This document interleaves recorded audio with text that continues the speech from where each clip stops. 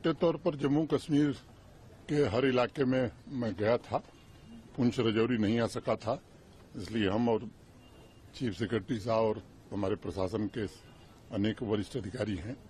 मौके पर आकर के हमने अपनी आंखों से देखा है और उस दर्द को हमने महसूस किया है। जैसा मैंने पहले भी कहा कि मौत का कोई मुआवजा नहीं होता है, लेकिन अधिकतम आर्थिक सहायता जिन्होंने अपने परिजन खोए हैं उनको जितनी दी जा सकती थी वो सबको दे दी गई है। जो घायल थे उनको भी अनुमन्य सहायता राशि प्रदान कर दी गई है। ईश्वर की कृपा से घायलों में सभी लोग ठीक हैं। मैं ईश्वर से प्रार्थना करता हूं कि वो जल्दी से स्वस्थ हो जाएं। एक बड़ा फैसला हम लोगों ने किया है कि जो भी पाकिस्तान की बमबारी में शहीद हुए हैं जम्मू कश्मीर के नागरिक, उनके नेक्स्ट ऑफ किन, उनके एक परिजन को सरकारी नौकरी अविलंब हम देंगे। बंकर की जरूरत है।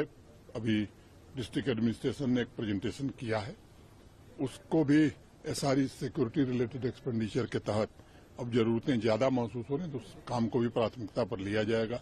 अनेक लोगों के घर तबाह हुए हैं, व्यावसायिक प्रतिष्ठान तबाह हुए हैं।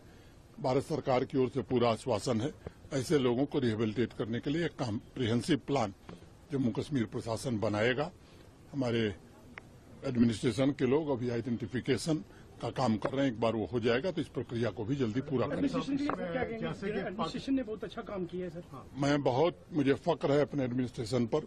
एक तो राजकुमार थापा जैसे बहादुर अधिकारी ने शहादत दी लोगों की मदद करने में, और नीचे से लेकर के ऊपर तक के सभी अधिकारी, मैं समझता हूं कि अपनी जान की परवाह किए बिना अवाम की खिदमत में सदैव डटे रहे।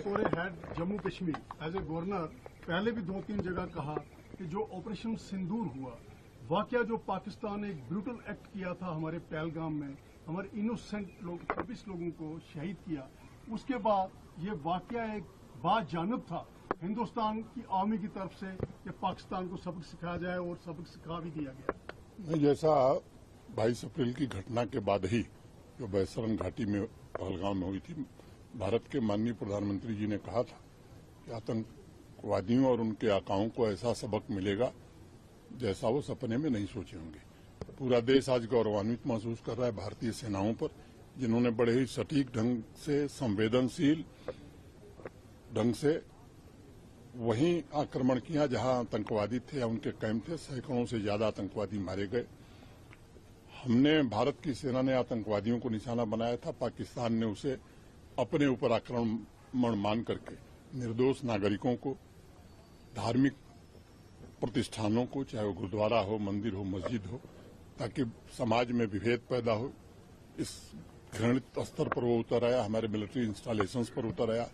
तब भारत की सेनाओं ने जो जवाब दिया, पाकिस्तान को ये बात समझ में आ गई कि पाकिस्तान का कोई ऐसा मिलिट्री एस्टेब्लिशमेंट नहीं है जो भारतीय सेना के जद में नहीं है।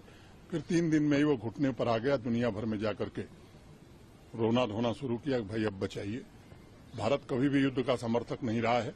हमारा जो लक्ष्य था उस लक्ष्य को हमने प्राप्त किया है, और मुझे लगता है कि पाकिस्तान को भी अभी याद होगा, क्योंकि अब की बार अगर उसने आतंकवादी हमला किया तो मुझे लगता है कि सबक इससे भी कड़ा और ज्यादा होगा।